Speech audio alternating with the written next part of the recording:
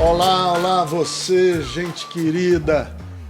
Nós voltamos para mais um Bethesda Cast. Bethesda Cast, você já conhece, é um espaço da Igreja Bethesda para conversarmos, discutirmos, tensionarmos ideias, crescermos no pensar e no repensar de assuntos que tangem a espiritualidade, mas também a cidadania, mas também os valores humanos. Nós queremos crescer em humanidade e a Bethesda abre esse espaço para nós e é sempre um privilégio muito, muito, muito grande. Hoje nós temos a presença que já é âncora aqui da nossa conversa, a doutora Silvia Jerusa, que, além de psicóloga, é doutora em ciências da religião e é pastora da Igreja Bethesda, além de ser a minha companheira, minha mulher querida, com quem eu tenho sempre o privilégio de dividir esse espaço. E hoje temos aqui uma das nossas parceiras, companheiras da Bethesda, uma das nossas pastoras da Igreja Bethesda, e eu vou, então, dar o privilégio à doutora Silvia Jerusa de apresentá-la. Oi, nós estamos aqui com a... Ela não gosta de ser chamada por Gislene, mas então vamos chamá-la de Gigi Michelato. Estamos aqui com a Gigi Michelato, pastora Gigi Michelato, ela é advogada, ela é terapeuta familiar e de casal, terapeuta, é importante dizer, sistêmica, familiar de casal. E eu vou pedir... Teóloga, né? Teóloga, sim, meu Aqui Deus. pelo ISEC. Sim, é nossa teóloga também, ela tem bacharel em teologia. É um monte de coisa, mas a gente a trouxe aqui para a gente conversar sobre... sobre a mulher em si, né, Gigi? E sobre aquilo que nós, mulheres, passamos pelo simples fato, que eu acho maravilhoso, de ser mulher. E aí nós vamos bater um papo hoje sobre como é esse ato de resistência que nós temos que ter durante toda a nossa vida para que nós possamos ser validadas ou nós possamos ser reconhecidas por quem nós somos e não pela natureza, né? Não pelo biológico. Então, é um prazer muito grande lhe ter aqui, Gigi. E ela também, aqui na Bethesda, ela é pastora e líder do Ministério de Adolescentes, né? Que isso é muito importante falar, porque a gente vai abordar um pouco a mãe, o filho, a família. Então, Gigi, eu vou me sentir aqui meio que coadjuvante, porque, sendo o assunto que diz respeito mais às mulheres, eu acho que eu, como homem, não posso, primeiro, interromper, né, porque chama mansplaining, né? Mansplaining. Fica interrompendo as mulheres. E, segundo, é porque eu também preciso aprender. Estou aqui na qualidade de quem tem que aprender bastante. Embora eu já esteja casado há um monte de tempo... 45 anos em junho. Eu não gosto de dar as datas assim, para o pessoal não achar que eu sou muito... A gente casou novinho. O pessoal não achar que eu sou muito novinho. Você casou, você era um jovem casadoiro. Eu quero aprender, Deixa eu fazer uma pergunta logo, provocativa. No que diz respeito às questões fundamentais da mulher, tanto no campo cultural como no campo da lei, dos processos jurídicos, legais, o Brasil está evoluindo, como diz lá no Ceará, ou encruando? Vamos primeiro deixar ela se apresentar, né, Ricardo? Que ela não se apresentou, não. Quem apresentou fui eu só. A gente não vai deixar ela falar dela, não? Deixa, pelo amor de Deus. É por isso que eu Depois digo. a gente vai para essas coisas Não, mais... pelo amor de Deus, lá, né? eu vou então nem fazer mais nada. Vou Não aqui vai, só... porque essa Não, pergunta é imagina, super essa importante. pergunta é Meu ótima. Deus. Mas vamos lá, né? Eu caminho na Bethesda aqui desde 2011. É muito bom estar na Bethesda desde 2011. Já aprendi muito na Bethesda, cresci muito quanto pessoa, né? Já cresci muito aí em pensamento, em tudo, evoluí muito. Um dos motivos aqui de talvez começar esse bate-papo foi porque a Jerusa colocou um vídeo aí esses dias, foi muito interessante, que mostrava uma moça que chegava no meio do trabalho, né? E pedia desculpa aos companheiros porque estava atrasada, né? Porque estava um trânsito terrível, né? E aí um companheiro lá do trabalho pega e diz assim: nossa, pegar ônibus deve ser muito difícil, né? Aí ela: não, eu dirijo. E aí, Não, eu vim de carro. eu vim de carro, né? Aí ele falou assim: o seu marido te trouxe? Ela: não, eu dirijo. E aí ele já mudou o assunto, abaixou a cabeça, né? Aí ele começa: e aí, fulano, você trouxe o equipamento, você fez a planilha, não sei o quê, né? O relatório. Ele: poxa, mas você estava de férias, não sei o quê. E ela escutando, e começou aquela discussão entre os rapazes, e ela fala assim: não, espera um pouquinho, eu já providenciei o relatório, né? Eu, notando que poderia ter essa diferença, eu providenciei o relatório. E, de imediato, um rapaz pega e fala assim: como você não é casada, então o seu namorado deve ser economista, né? Ele se impressionou como estava bom o relatório. Aí ela fala assim: não, eu não namoro. Não, mas então deve ter sido o seu pai que fez esse relatório, porque ele está muito bom, né? E aí ela: não, meu pai ele não teve acesso a esse material, né? Enfim, e aí eles vão fazendo diversas provocações e não deixando ela se posicionar em momento algum como mulher, né? E o que surgiu como ideia é o quanto que é difícil para a mulher poder se posicionar. O senhor perguntou aí, né, que quanto que no Brasil nós estamos avançando, né? Nos últimos tempos, acho que houve um retrocesso. Nós vínhamos aí num levante, né? E de repente, por toda a situação do qual temos enfrentado nos últimos anos politicamente, até houve um retrocesso, um silenciar da mulher, né?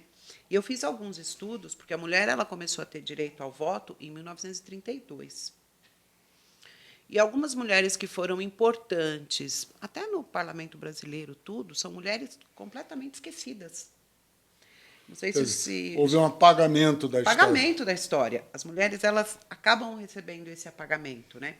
Eunice Micheles, em 1979, ela foi a primeira mulher a tomar posse no Senado. Quem é essa mulher? Nunca se lembrou dessa mulher. Quem foi? O que ela fez por isso, né? A primeira vice-presidente aconteceu em 1994, que foi a Iris de Araújo. Por qual partido?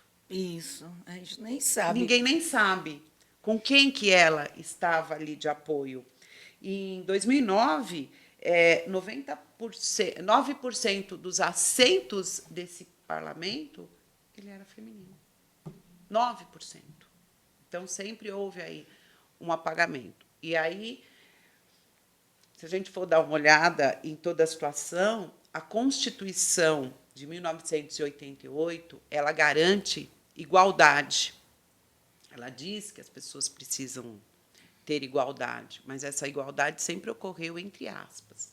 E o que a mulher busca agora é uma equidade, né? Só que não são todos os âmbitos onde a mulher recebe essa equidade. O que eu poderia dizer de equidade? Um hospital lotado, uma mulher chega em trabalho de parto. Possivelmente, essa mulher ela é mandada para um outro local, porque não se abre a possibilidade dessa mulher ali. A garantia é igual, ela poderia ser atendida, mas aquele caso, aquela situação, precisaria ter uma acuidade melhor, e não existe essa equidade. Em trabalhos também, muitas vezes, as mulheres elas não recebem isso. Algumas empresas já mudaram isso, né, que é no caso de uma licença maternidade, em algumas possibilidades da mulher ter um projeto de amamentação, tudo. Mas, em outras empresas, isso não é aberto. Muito pelo contrário, numa contratação, um homem de 35 anos, uma mulher de 35 anos, um homem com a mesma característica feminina, com o mesmo estudo feminino, numa entrevista de emprego, ele ganha. Ele acaba ganhando e Possivelmente ela até contratada, e talvez por um salário inferior. Ela pode até apresentar uma performance melhor, mas pela situação de talvez vir a ter necessidade de se afastar por conta da maternidade, alguma coisa assim, ela acaba não sendo contratada. Aí deixa eu só fazer um gancho disso aí, de ganhar menos, que foi muito interessante, está com uns 4, 5 anos que as atrizes de Hollywood começaram a fazer um movimento de equidade, de igualdade salarial. Por quê? Por exemplo, tem um seriado chamado House of Cards, que era com eu esqueci o nome do ator, e a mulher dele, no seriado, que eu também esqueci o nome da atriz, chama-se Claire, ela observou que os episódios nos quais ela estava, a audiência era muito maior, inclusive agora é só ela, né? No seriado, teve a partir de X temporada. Melhor valorizado. Aí ela notou que ele ganhava o dobro do salário dela. Então ela chegou para o produtor do seriado e disse assim: é o seguinte, se vocês não me pagarem salário igual, eu vou parar. Por que eu ganho 50% a menos? E aí ela encabeçou um movimento em Hollywood para isso. E várias atrizes, a Jennifer Aniston, que era do Friends, todas elas notaram, peraí, se eu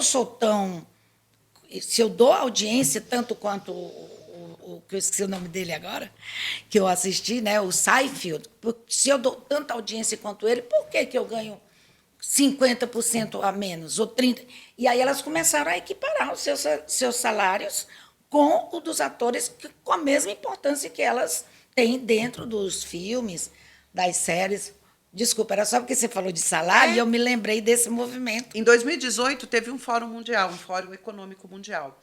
E eles analisam que, para que se exista essa igualdade, e isso demora mais ou menos ainda em torno de 2 séculos. Já pensou? Para que essa igualdade possa acontecer.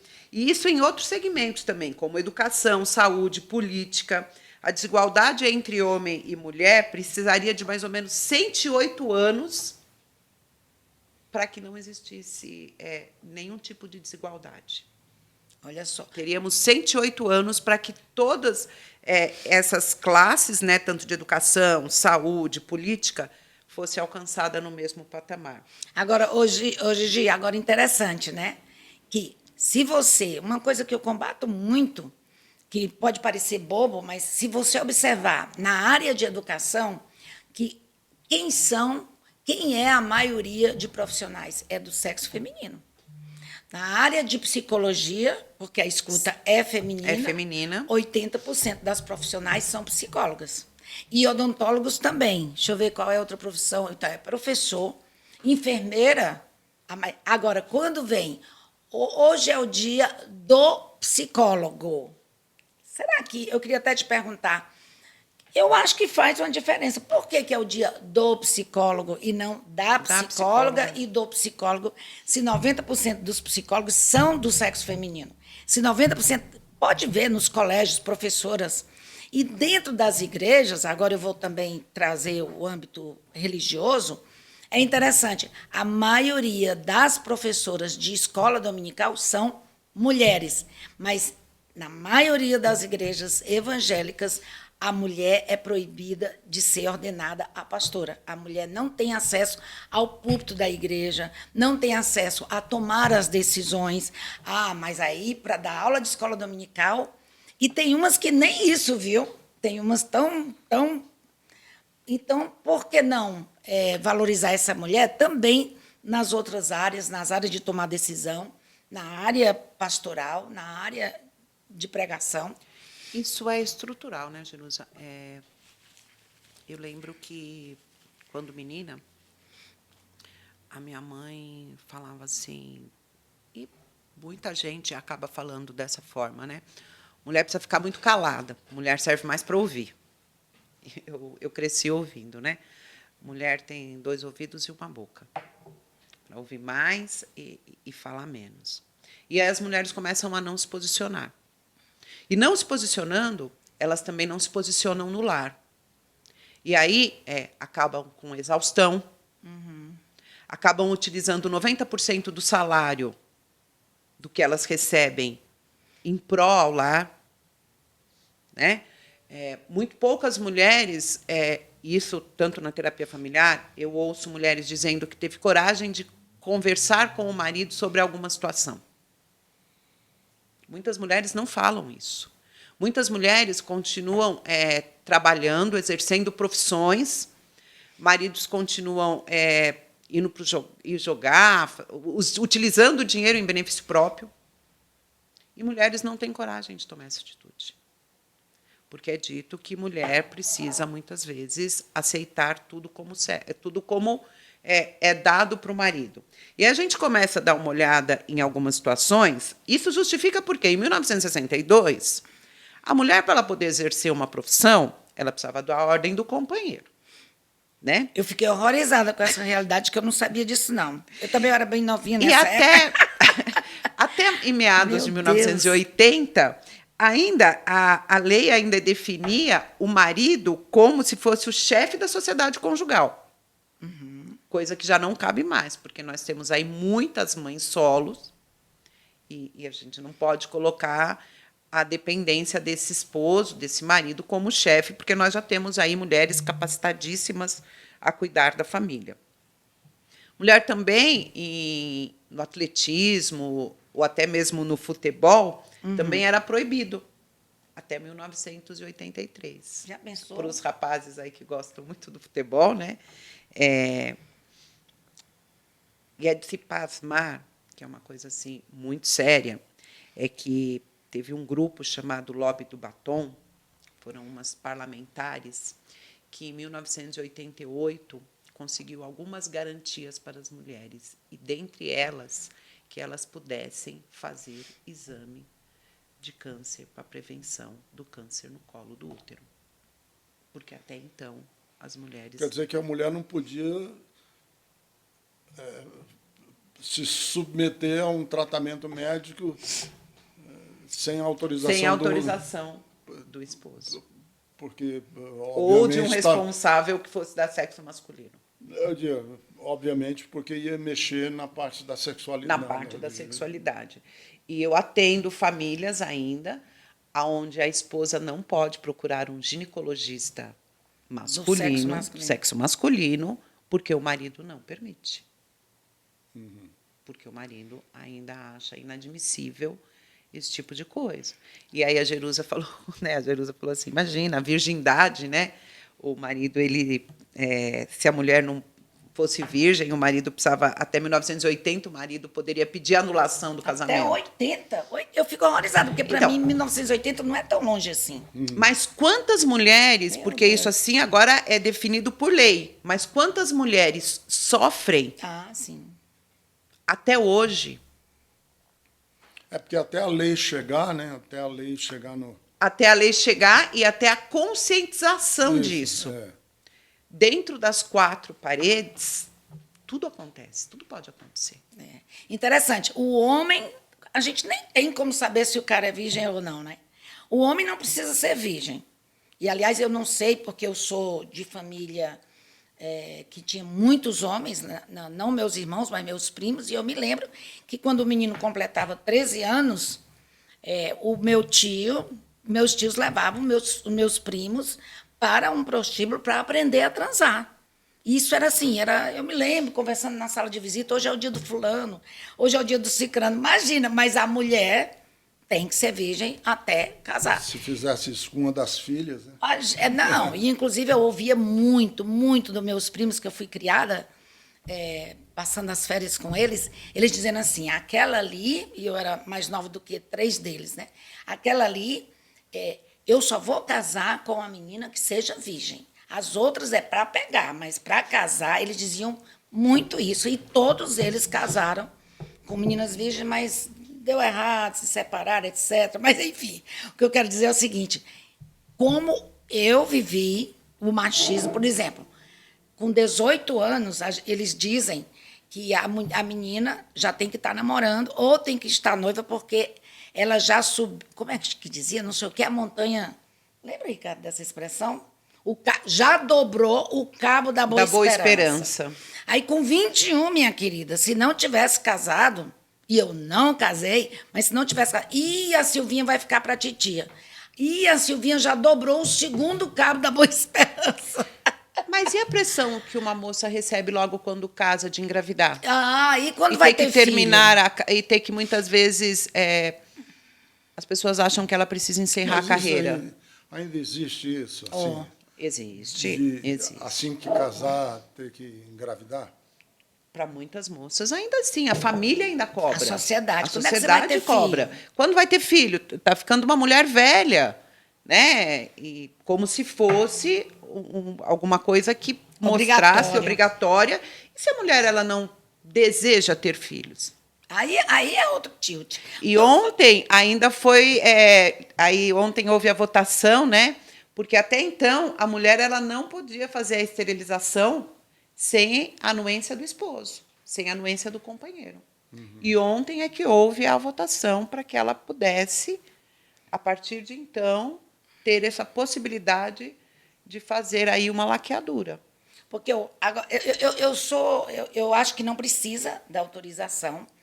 Agora, como terapeuta de casal, claro que é super importante que quando a mulher quer ligar as trompas, fazer a ligação, ela converse com o seu parceiro. Converse com o seu parceiro. E vice-versa. Mas isso é outra questão, né? Já é outra questão, É, a questão de... Agora, o que nós temos De aí conselho. são casos de mulheres que continuam engravidando, e ela mesmo, na verdade, não consegue evoluir nem profissionalmente, em aspecto nenhum, porque ela está criando o filho e o marido não permitia, até então, que ela fizesse um procedimento. E pasme que essa lei ela ainda está passando, mas a mulher ela precisa ter 2 filhos. Meu Deus, que é isso? Se ela tiver um filho, ela ainda não tem esse direito ainda. Gente, eu acho isso um absurdo. De fazer esse controle. esse tipo de e aquela controle. do cartão de crédito? A do cartão de crédito é o Aquela ali máximo, né? me Porque deixou- até 1974, a mulher solteira ela não tinha direito a crédito. E a partir de 1990, se ela tinha 74, né? Ela não tinha oportunidade a crédito. Não E podia se ter ela cartão não de podia ter crédito. cartão de crédito. E se ela quisesse, ela precisava da assinatura do marido. Então, digamos que hoje, se uma mulher ela precisasse de um Uber, se lá atrás, em 1974, tivesse a figura do Uber, ela não poderia usar um Uber, um delivery, se o marido não assinasse ou se fosse uma solteira. Se a gente pensa 74, mas faz bastante tempo. Não. É bem ali. Tá ali, né? E uma coisa que eu queria fazer eu acho muito possível aqui que nós façamos um aparato, e talvez carregasse uma linha que, quando eu comecei a estudar sobre isso, veio à minha mente, da mulher encurvada. Da que está lá, da Bíblia. Da Bíblia, aquela mulher que tinha uma escoliose. Uma escoliose, né? Eles falam que a mulher tinha uma enfermidade. Durante 18 anos, aquela mulher tinha uma enfermidade, e ela, numa passagem lá de Jesus olha para aquela mulher, vê aquela mulher encurvada há 18 anos. O que é uma mulher encurvada? É uma mulher sem voz, é uma mulher que olha para o chão, é uma mulher sem rosto. É uma mulher que carrega um peso. Um peso. É uma mulher sem posicionamento. É uma mulher com os braços caídos para o chão. E Jesus nota isso. E Jesus volta para aquela mulher e restabelece aquele corpo, restabelece aquela mulher. Quando as mulheres recebem uma garantia a fazer alguma coisa, a receber uma equidade, a receber uma igualdade, ela é restabelecida no seu tronco ali, na sua coluna. É como se tirasse dos ombros daquela mulher um peso. E aí Jesus faz isso, e aquela mulher começa a falar. Aquela mulher, ali na Bíblia diz que aquela mulher começa a glorificar. E eu penso nesse glorificar como um posicionamento, é como se aquela mulher pudesse se posicionar. Se naquele momento fosse dado àquela mulher o direito de se posicionar. E aí tem os coleguinhas de plantão que estão ali, por ser num sábado, eles começam a dizer, mas como que você faz isso num sábado? Aí Jesus fala, mas, ô bando de hipócritas, vocês liberam os seus cavalos no sábado. não posso liberar essa mulher desse peso? É mais ou menos assim que aquela história ocorre, não, né? Claro. As repercussões, né, os desdobramentos e as implicações da cura da mulher encurvada são fantásticos. Isso que você falou agora, do jeito que você falou, é um impacto, né? Para mim, por exemplo. Quer dizer, você libera um cavalo e você é cheio de escrúpulos e de medos de liberar uma mulher. Uma mulher. E você dá liberdade para um cavalo, você dá liberdade. E pera um pouquinho, uma mulher ela não tem liberdade. E aí é a situação do posicionamento, né? E que a vida inteira tem e que eu indico muito até para os clientes quando procuram, que é Vida de Maria, que é a reprodução de padrão. Aquela mulher que ela sempre é colocada para fazer uma coisa daquele jeito, e aí a avó fazia, a mãe fazia, a irmã vai fazer, a pequenininha, e nunca ninguém quebra um padrão. Sempre vai ser a mesma coisa. Então, a mulher, ela... E até que alguém vem e muda isso, demora 18 anos. E é por isso que nós temos recebido, nós, quando eu digo as mulheres que apoiam e que se denominam feministas, das quais eu me declaro uma, recebem tanta oposição, porque ninguém quer mudar o status quo da sociedade. Não, está tão bom assim.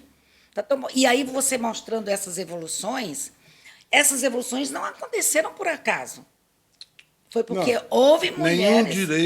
Nenhum direito, isso não vale só para mulheres, nenhum direito de liberdade, de democracia, de justiça, acontece de mãos beijadas, é sempre conquista, né? Tudo é feito à base da conquista, é preciso haver uma conquista.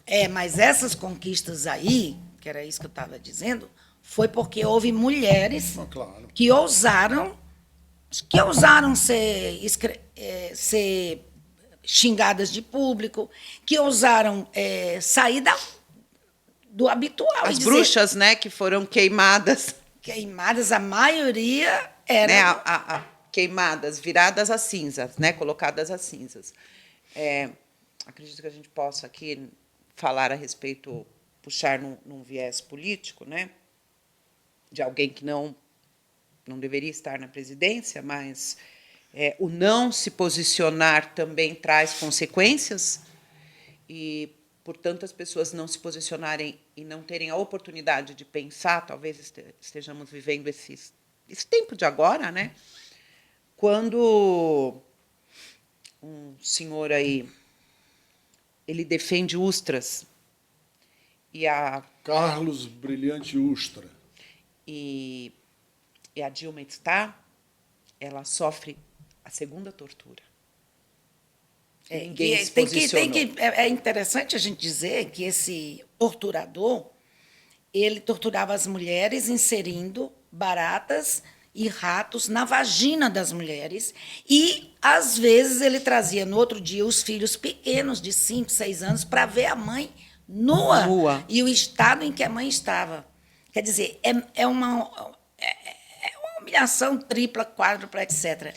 E uma pessoa política, elogiar esse cara, esse torturador... Frente a uma mulher que sofreu essa tortura, ser torturada pela segunda vez. Emocionalmente. Matam Marielle todos os dias. Exatamente. Não deram? Assim, quando assassinaram a Marielle, um dos discursos dessa turma aí, dessa extrema-direita, foi: vamos vasculhar a vida da Marielle para mostrar que ela tinha ligação com tráfico, que ela era do tráfico, quer dizer, matá-la de novo, né? Matá-la caluniando. Matá-la... Diga-se de passagem que não conseguiram, né? Então. Agora, já que a gente está entrando já para o campo da política,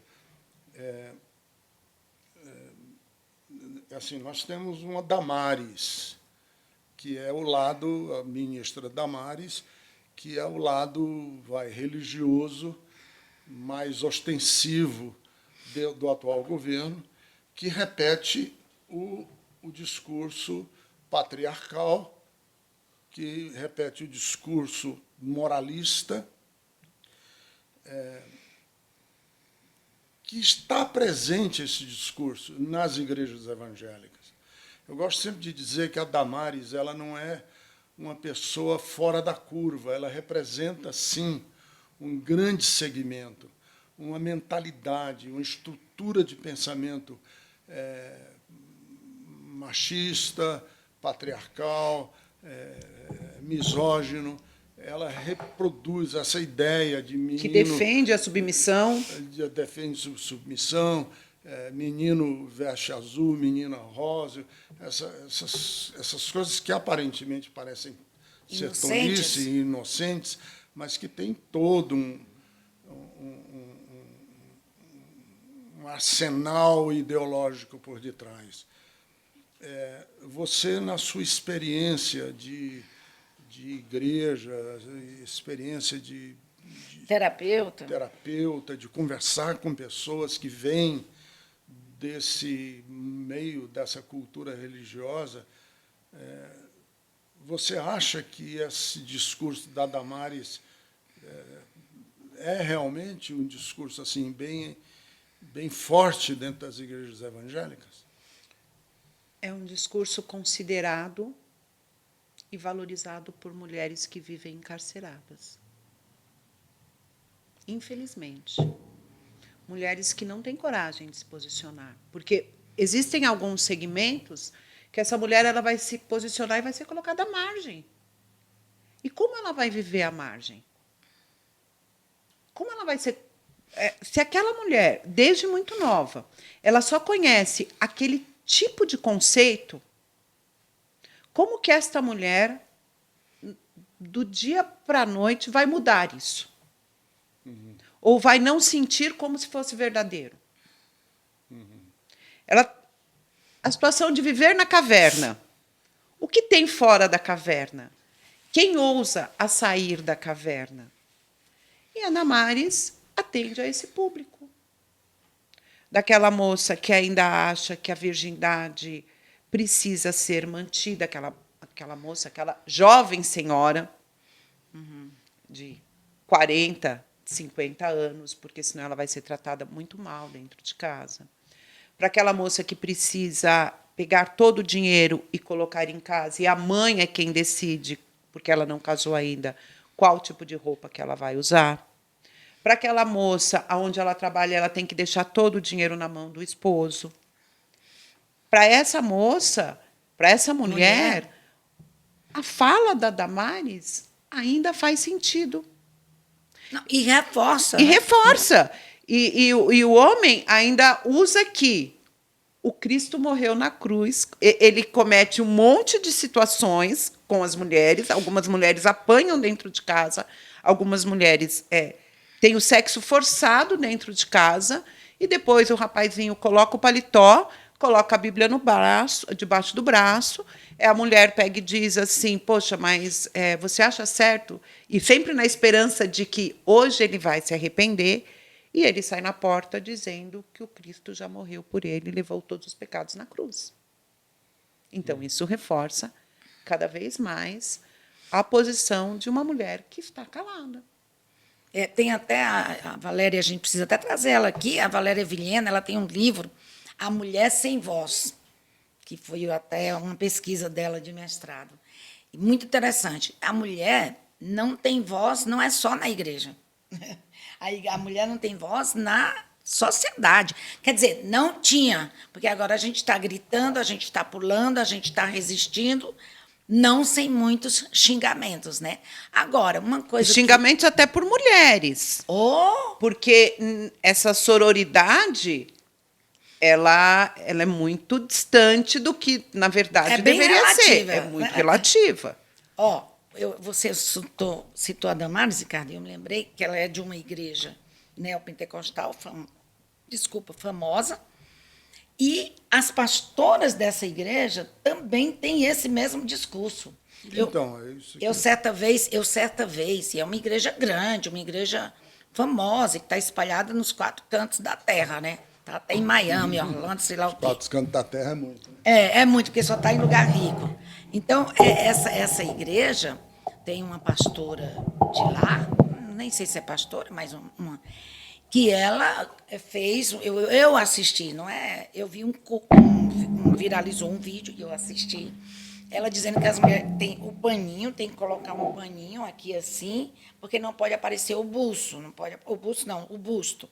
Então você tem que colocar um paninho e tem até o nome dessa pessoa que pregou sobre isso, o paninho da fulana. Aí põe aqui para poder você ficar, né, igual os pietistas do século XVIII, enfim.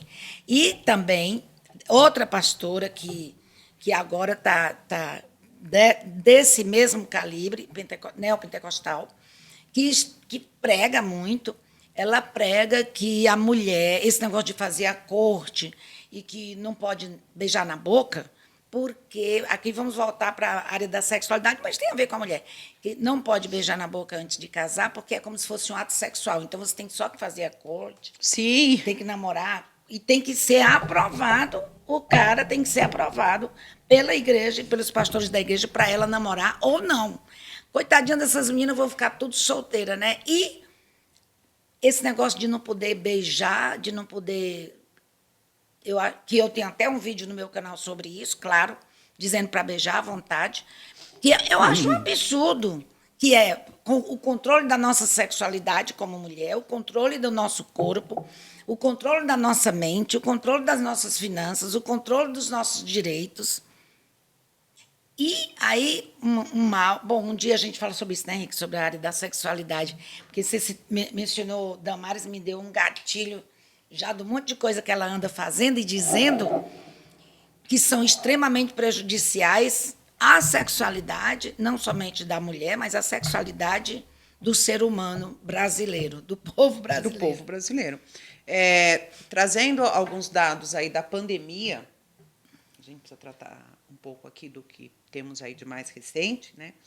45% das mulheres relatam sintomas de depressão que não são tratadas. 39,4% relacionam ansiedade, que também não tem cuidado. 37,7% relacionam sintomas de estresse. Por que mulheres vivem exaustas? Por que mulheres andam tão cansadas ultimamente? Por quê? Se a gente for pensar numa percentagem, a mulher ela fica 90% cuidando de horas delas, cuidando sobre refeição, 97% do seu horário pensando sobre isso. Se a gente for colocar em homem, 60 horas para homem. Auxiliando no cuidado de outras mulheres, são 98, homens 56. Se for cuidando da limpeza de casa, 87, o homem 69. Isso quando nós temos companheiros aí que são proativos, que ajudam tudo. Eu costumo dizer que depois da pandemia a mulher precisou ter 48 horas. Porque ela foi fazer o home office, ela tem que cuidar dos meninos, da casa, fazer da lição de casa, sentar com os meninos online para estudar. Sentar online para estudar, fazer comida, e o marido vai lá, faz o home office dele, assiste a série, joga no videogame. Põe os pés na mesinha de centro que a mulher acabou de limpar. Eu vivo dizendo isso, é porque eu acho isso pitoresco. E no final do dia ainda pergunta por que ela não está tão bonita. Não, no final do dia. Depois que ela põe as crianças que ela coloca as crianças, né, para dormir. 11 horas, 11h30 da noite, ele está lá na cama esperando que ela venha com a lingerie maravilhosa e lhe dê uma excelente noite de sexo, né? Porque ela não pode estar cansada. Não, a mulher não pode estar cansada. Coisas que recaem sobre mulher. Fazer lista de supermercado. Marcar dentista. Marcar médico. Saber de todas as contas do lar. Cuidar de familiares. Esses dias até comigo, né, Jerusa? Você comentou comigo. Mulher, mas você acaba... E é da mulher. Todo, e é da mulher carregar. A mulher ela tem já esse senso de que está fazendo um monte de coisa. Só que propiciam para que isso continue aumentando. E ela Agora, vai se tornando cada vez mais exausta. o Ricardo fica todo constrangido quando eu faço isso, mas eu vou aqui defender meu maridinho. Menina, olha, eu não tolero fazer supermercado. Adivinha quem faz a lista e quem faz o supermercado, e principalmente a feira. Ele faz o supermercado e a feira. É tanto que quando eu fui com ele um dia desse, depois que eu tive coragem de ir no supermercado com ele, fiquei horrorizada com os preços. Ele já sabia dos preços, eu não. Arroz está isso? Porque eu não tolero fazer supermercado. O que mais, Rick? Lá em casa, nessa pandemia, a gente passou 1 ano e meio sem ninguém indo lá em casa, sem ninguém nos ajudar. E quem foi que fez a comida todos os dias de manhã, de tarde, de noite? Monsieur Ricardo Gondim. E, como ele gosta da cozinha muito limpa, adivinha quem é que lava os pratos também e limpa a cozinha de ficar brilhando? Ricardo Gondim. Agora, eu arrumo a casa, né, Rick? O que mais? Quem faz a cama porque não tolera cama desfeita assim que se levanta? Ricardo Gondim. O que mais, Rick, que eu faço? O que é que eu faço, Rick? Então, o que é que eu faço? Eu faço o quê? Não, aí médico sou eu que ligo, dentista tudo. Não, você posa de rainha, né? Aliás, é meu Posa de apelido, rainha. ele me apelida assim, rainha. Rainha, a mesa está posta. Rainha, não sei o quê. E eu brinco com ela que quem nasceu para rainha não se acostuma em ser princesa. Pode parecer besteira, gente, mas é essa história do supermercado, né? Eu tive um episódio que eu precisei fazer uma cirurgia. E quem cuidou, eu fiquei aí um tempo, e o Luiz Carlos foi quem fez, e eu também não quis mais tirar depois dele, não, porque eu fui fazer e teve um episódio muito engraçado que eu vou contar para vocês aqui. O Luiz Carlos foi quem começou a fazer totalmente o supermercado em casa. E logo depois, quando eu melhorei, eu tirei um dia para ir no mercado fazer supermercado. E, de fato, é um negócio complicado. Porque tem que passar, tem que prestar atenção no preço que está vindo, porque a maioria dos preços estão errados, e tem que colocar na sacola. Não, eu já fiz as contas. Tu já fizeste as contas de quantas vezes a gente tem que manusear a porcaria? 6 vezes. Não, e aí, parece assim, é até engraçado, eu comecei a chorar no caixa do supermercado, porque eu tinha perdido o costume de fazer aquilo. Eu perdi o costume.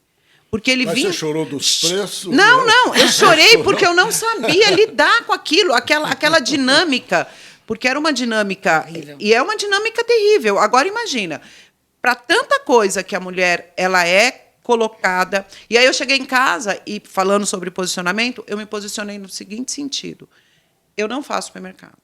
Não faço mais, né? Chega. Não faço supermercado. Então, assim, a gente tem, por WhatsApp, aqui a lista de mercado. E todo mundo coloca o que deseja. E o Luiz Carlos passa e estabelece que ele mesmo compra. Agora, se vai comprar da marca A, B ou C, Vire-se. não tem problema. Né? Agora, eu não tenho mais essa história de fazer supermercado. Porque eu, logo depois que voltei de uma cirurgia, que eu fiquei muito tempo sem poder fazer supermercado, eu tive um surto assim, de começar a chorar mesmo, porque é desgastante. Pode parecer bobo, mas todo um trabalho feminino ele é desgastante. E encurva a mulher, sim. E aí não tem o porquê de uma pessoa, talvez como a dona Damares, voltando para a situação da dona Damares, a dona Damares é aqueles coleguinhas que estavam em torno de Jesus e que questionaram Como assim? o porquê da liberdade da mulher. Sim. A dona Damares, ela é um desserviço quando ela questiona ou quando ela traz alguma performance mostrando que alguns direitos a mulher não pode ter, ou que a mulher deve permanecer cativa. Então, a dona Damares, ela é um desserviço. Ela é contra Lucas 13, de 11 a 17. Porque ela continua fazendo com que mulheres se tornem curvadas. Exatamente. A palavra da dona Damares, como de outras colegas, continua reforçando a ideia de que mulher precisa olhar no chão, de que mulher não pode ter voz, de que mulher não pode ter posicionamento. Não, desculpa. Eu só quero puxar esse gancho aí, que agora viralizou o vídeo, né, dos vários homens do governo homenageando as mulheres no Dia Internacional da Mulher, e um deles disse que bom que a mulher tem a liberdade de escolher a cor da unha. A cor da unha. Nos colocar nesse nível que essa é a única liberdade que a gente gosta, de escolher a cor do esmalte. Eu sempre digo, né, que mulher é para além de escolher a merenda que vai ser oferecida no final do dia dentro de casa. A mulher, ela é para além disso. Então, assim, a cor da unha, a cor da roupa, o jeito do cabelo. A mulher é para além disso. Ele também disse, escolher o sapato. E aí a gente não vai nem entrar no caso de um rapazinho aí há pouco tempo, que quando fala, abre a boca e fala besteira, que utilizou de uma guerra para expor mulheres numa situação de extrema vulnerabilidade e miséria agora, e que é muito triste.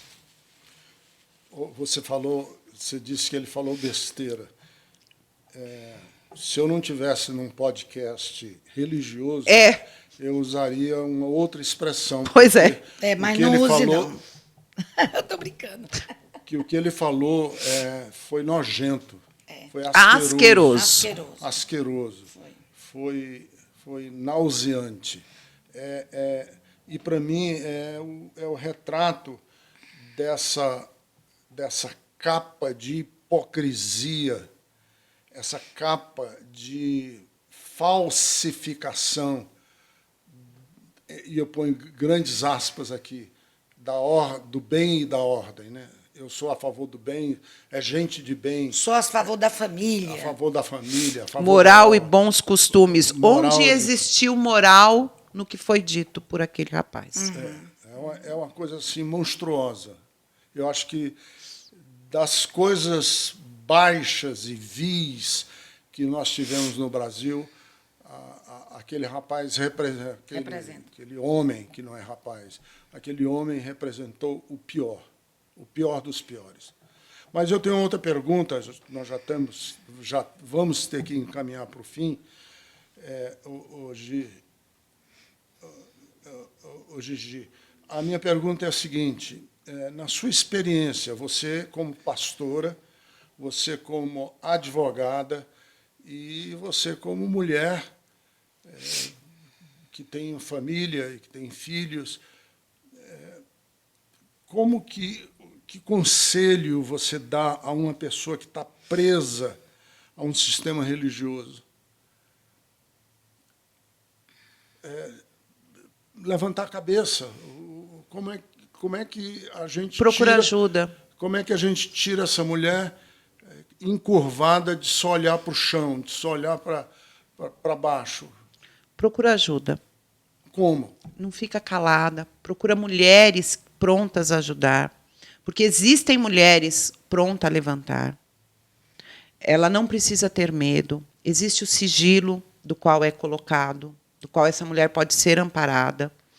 Existem diversas representações. Se ela não quiser dentro do seio da igreja dela, ela pode procurar o seio de uma outra igreja. Mas nós estamos falando aqui, quer dizer, você está abordando especificamente um caso de violência, um caso de... Não, caso de posicionamento de mulheres que muitas vezes não conseguem se posicionar, e não é só em violência, mas que talvez, se ela conversa com uma Silvia Jerusa, a Silvia Jerusa vai mostrar para ela uma maneira da onde ela pode ter uma fala assertiva.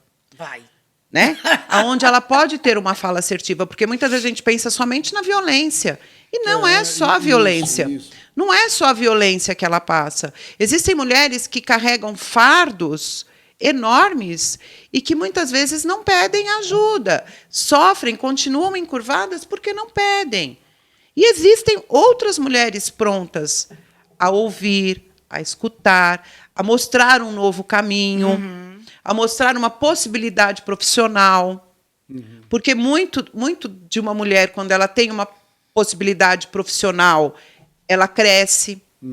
Então, não é só a violência onde a mulher ela fica encurvada. Não. A mulher ela é encurvada em diversos setores. Mas ela se achega a uma outra mulher onde ela sente simpatia e conversa. e pede. E senta e se abre. Isso, boa. Né? Isso mesmo. Porque o que não pode é ela continuar por mais... Porque nem sempre vai ter um Jesus que vai bater o olho se ela não falar. E que vai desencurvar. Então, ela pode procurar ajuda, ela pode procurar a quem se conseguir se levantar, alguém aprumar a coluna dela novamente. Ótimo. Isso. Né? Existem pessoas prontas a isso. Nós temos aqui temos um projeto Espelho Meu que ajuda mulheres. Nós temos o Jardim das Fontes que ajuda mulheres a emprumar a coluna. Nós temos mulheres, nós temos o Fórum de Mulheres, nós temos o Instituto Coexistência, que, na verdade, é o totalizador de todos esses outros projetos, que mostra a possibilidade de uma mulher encontrar um curso profissionalizante. Nós temos muitas possibilidades. Agora, sim, tem que existir o ânimo dessa mulher também em se desencurvar. E não fazer nada também é um posicionamento. Só que depois são escolhas. E escolhas podem ter um diferencial lá na frente. Então, ela se posicionar é procurar ajuda também. É falar, é encontrar caminhos. Que ótimo, que ótimo. Você sempre foi assim ou você já olhou para o chão? Não, eu já olhei para o chão diversas vezes. Quem não olha para o chão? Não, eu estou dizendo assim, você... Eu tenho uma passagem minha de infância, que é o seguinte. A minha mãe foi empregada doméstica. E eu era muito pequena. E minha mãe chegou em casa com a mão toda queimada. Porque a patroa foi escorrer um macarrão. E a minha mãe estava lavando louça. E a patroa escorreu o macarrão na mão da minha mãe, em cima da mão da minha mãe. E minha mãe chegou com a mão em bolhas. E minha mãe chegou naquele dia e eu perguntava para minha mãe, eu falava assim, mãe, dói? Foi naquele dia que minha mãe começou a fazer um curso de cabeleireira. Naquela semana ela encontrou um lugar em Moema, no Seu Getúlio, ela trabalhava ali perto da Record, meu pai era da Record, e eu perguntei para minha mãe, eu falei, mãe, dói? Ela falou assim, vai doer muito mais se eu não encontrar um jeito de mudar de vida. Eu via a dor no olhar da minha mãe, mas a minha mãe ensinou que dói muito mais quando a pessoa não procura uma maneira de mudar de vida. Eu trago isso. É óbvio, as mulheres elas se encurvam, sim, mas, de repente, apruma a coluna, encontra outras mulheres, coloca o bracinho do lado ali e segue em frente. É isso aí. Mas não procurar ajuda dói muito mais, sofre muito mais. Infelizmente, a hora passou e a gente nem percebeu. Nem sentiu. Gigi, foi muito bom. Obrigada. A sua Obrigada colaboração. Gigi Michelato. Você tem rede social? Tenho, tá lá, Gigi Michelato, né? Tá como Gigi Michelato. No Instagram. No Instagram. Tem lá Instagram, Facebook. Então, sigam a Gigi Michelato. Ela é pastora da Igreja Bethesda. Ela é uma das nossas amigas e sonhadoras do projeto Bethesda, e a gente tem muita, muita honra em tê-la conosco e tê-la como parte da nossa equipe. Muito, muito obrigado. As suas intervenções, suas respostas, as suas percepções foram riquíssimas. E a gente espera ajudar você, mulher. Ajudar a você, mulher. E eu acho que o que vai ficar muito forte desse podcast é o texto bíblico que a Gigi mencionou. Havia uma mulher que estava encurvada. Ela tinha uma escoliose. Mas essa escoliose que a encurvava não era física apenas. O físico era apenas a metáfora de algo que a estava encurvando para que ela só olhasse para o chão, ela não olhasse para o horizonte das suas possibilidades. para que ela não olhasse para além do papel que a sociedade quer dar a ela. Ela precisava olhar para além do que a religião permitia que ela olhasse. E porque Jesus endireitou as costas dessa mulher, ela viu que ela tem uma dignidade. Ela tem uma dignidade humana, ela tem uma dignidade de mulher.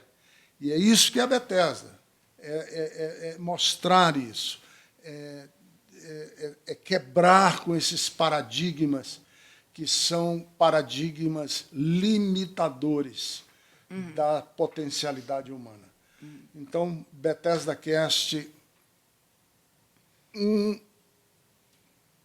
espaço maravilhoso que a Bethesda abre para você. Silvinha. Muito obrigada, Gigi. É muito bom conversar sobre esse assunto. Foi muito bom te ter aqui com a gente. E a gente quer dizer que esse podcast, o Bethesda Cast, que está no canal de YouTube da Igreja Bethesda São Paulo, também está no Spotify da Igreja Bethesda e no Deezer. E a gente quer pedir que você divulgue para poder a gente alcançar muito mais gente do que o que já alcançamos, tá bom? Quero agradecer a oportunidade, né? Espero ter trazido aí apontamentos que possam facilitar a caminhada. As mulheres que se sintam aí sobrecarregadas, encurvadas, que elas possam encontrar um caminho, que elas possam fazer melhores escolhas.